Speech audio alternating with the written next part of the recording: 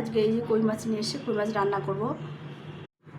এই যে নুন হলুদ আর লঙ্কার গুঁড়ো তেল দিয়ে মাখিয়ে নিয়েছি। মাছগুলো ছাড়ার সঙ্গে সঙ্গে জোগাড় শুরু করে দিয়েছে। মাছগুলো ভাজা হয়ে গেছে, উঠিয়ে নেবো। তেল, শুকনো লঙ্কা আর জিরে দিয়ে ফোড়ন দেবো, আলুটা ছেড়ে দেবো। আজকে সজনা নয় রাই। এখন লবণ দিয়ে দেবো,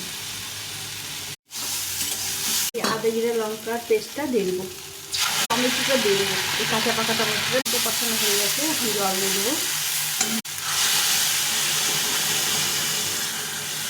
হ্যালো বন্ধুরা, ঝোলটা ফুটে গেছে, এখন মাছটা দিয়ে দেবো। মাছটা দিয়ে ভালো করে ফুটিয়ে নেব। হ্যালো বন্ধুরা, এই যে কই মাছের ঝোল হয়ে গেছে। রেসিপিটা কেমন লাগলো অবশ্যই কমেন্ট করে জানিও। ভালো লাগলে লাইক শেয়ার সাবস্ক্রাইব করো। টাটা।